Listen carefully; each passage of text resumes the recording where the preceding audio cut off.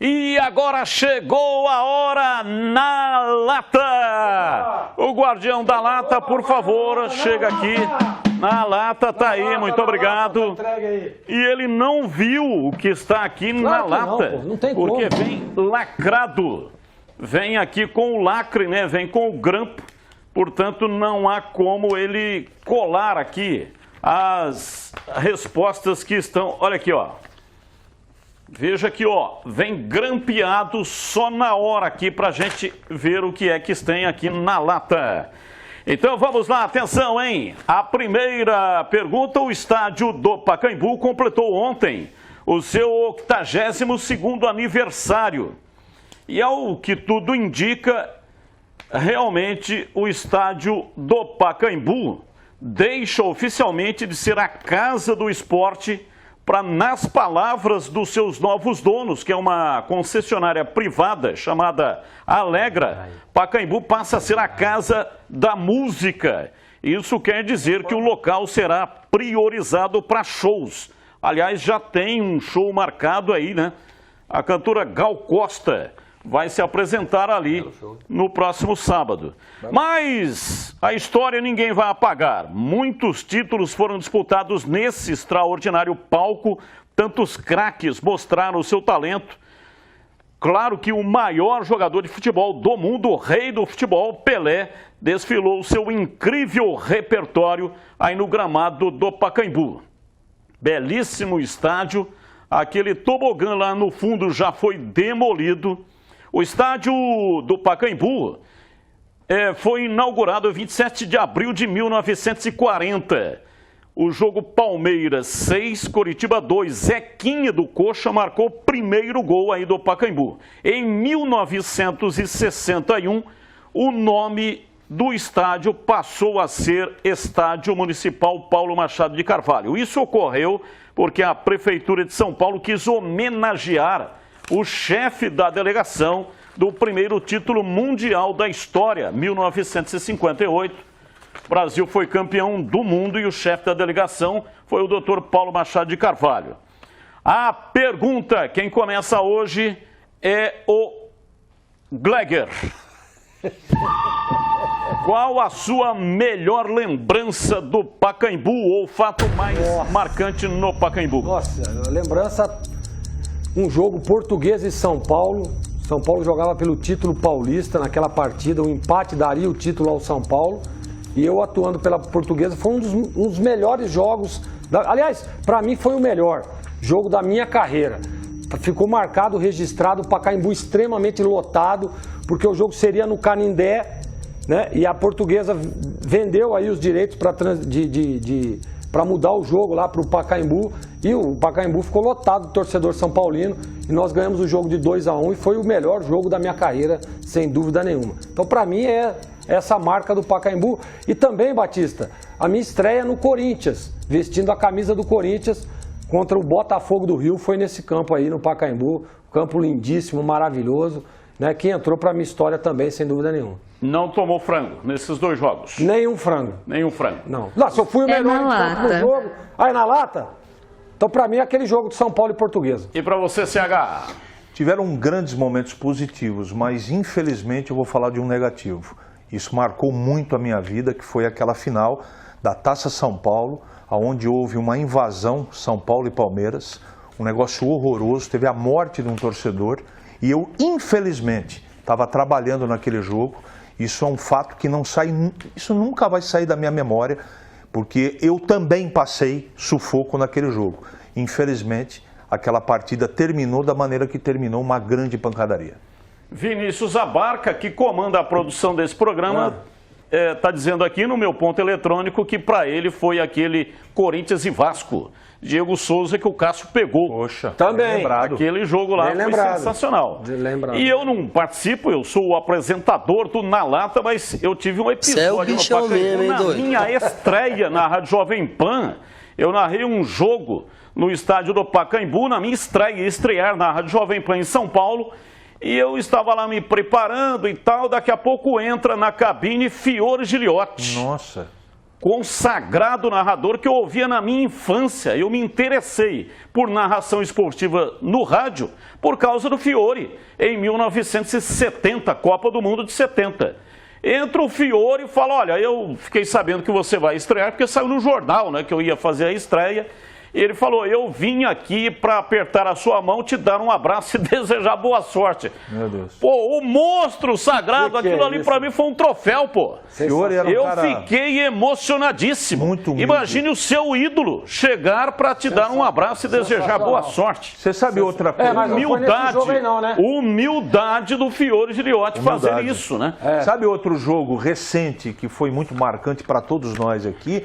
Foi o jogo da Ponte, na final da Sul-Americana, jogo de ida, que a torcida da Ponte invadiu lá o Pacaembu, o jogo foi 1-1. Foi um jogo também inesquecível para muita gente, é um jogo marcante também no Pacaembu. O futebol é mais do que um simples esporte, ele é uma arte, uma ciência, uma religião, é a vida. Difícil existir um torcedor que não se emociona ou se arrepia ao ver um gol histórico do seu time. Muitos torcedores fazem loucuras pelo seu time. Nós temos aqui algumas loucuras. Veja essa aqui, ó. Nós vamos colocar aqui uma foto. Que isso? O nome dele é Maurício dos Anjos, tem 34 anos, mora em Joinville e tatuou a camisa do Flamengo no seu corpo. 33 sessões de pintura que contabilizaram 90 horas de trabalho para pintar a camisa do time do coração no corpo dele. Imagine E a 10 o seguinte, do Zico, né? E a 10 do Zico. É, lá. 10 do Zico. O cara dia e noite, noite e dia, com a camisa do time no corpo. Aí é. Olha essa outra aqui, ó. Esse aí é torcedor do Guarani. Não tem o nome dele, mas ele tatuou a revista Placar em 1978, fez uma reportagem do título.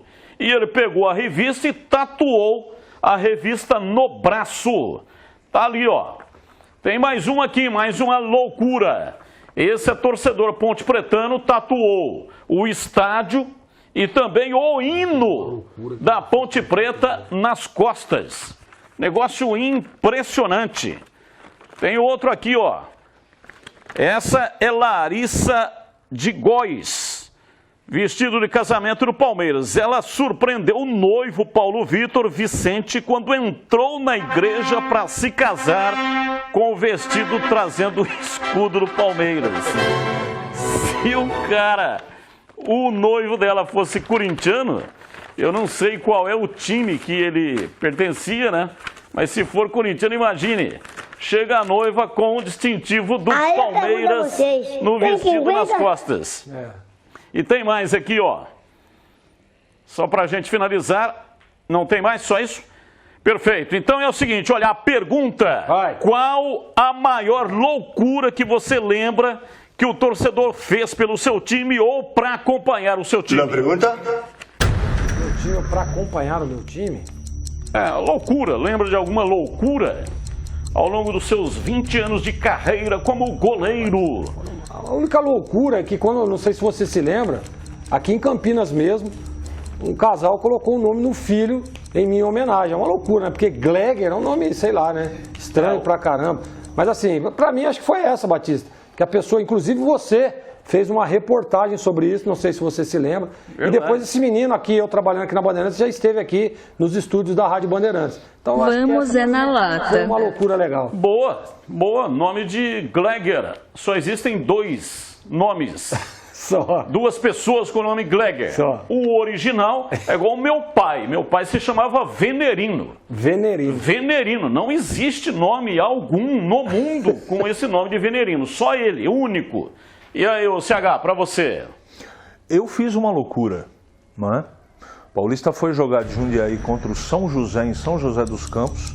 Eu tinha 15 anos, era menor de idade. Meu pai me proibiu de assistir esse jogo e de viajar. E eu fugi de casa, subi no ônibus e fui para São José. Com 15 anos, assisti o Paulista perder para o São José, uma semifinal de Campeonato Paulista da 2ª Divisão. E quando cheguei em casa, a cinta estralou forte. Eu fui e votei, e saiu briga lá, eu corri risco, não é? Eu tinha apenas 15 anos e essa foi uma loucura que eu fiz para assistir o meu Paulista de Jundiaí. E agora, para finalizar, superestimado ou subestimado? Superestimado ou subestimado?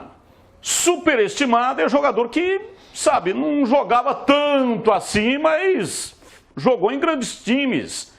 Chegou à seleção brasileira, jogou na Europa. E o subestimado é aquele que jogou muito, mas não teve tantas oportunidades. Acontece. O personagem de hoje neste quadro é Grafite. Surgiu na base da Matonense em 2001 e logo foi para a Ferroviária, onde pouco tempo se destacou e foi comprado pelo Santa Cruz de Recife, sem muito sucesso nos primeiros anos. Grafite foi se destacar no São Paulo, onde fez 28 gols em 77 jogos. O atacante chamou a atenção de times europeus e se transferiu para o Le Mans, da França. Posteriormente, foi contratado pelo Wolfsburg, no time alemão.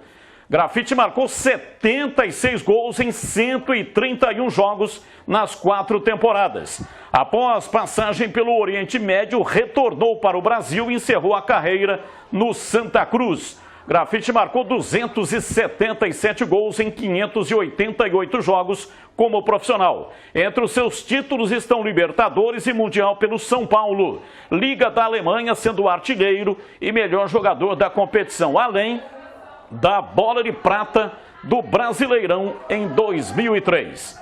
Vamos lá, Gleger. Superestimado Grafite ou subestimado? Subestimado. E para você, CH? Apesar de ter muito respeito por ele como profissional, como pessoa, Grafite começou lá perto da minha Jundiaí, em Campo Limpo Paulista. Eu acho que ele foi superestimado. E essa foi o Na Lata de hoje, aqui na tela da Band. Tá lá, Gleger, olha a lata aí, velho. É aí, garotinho.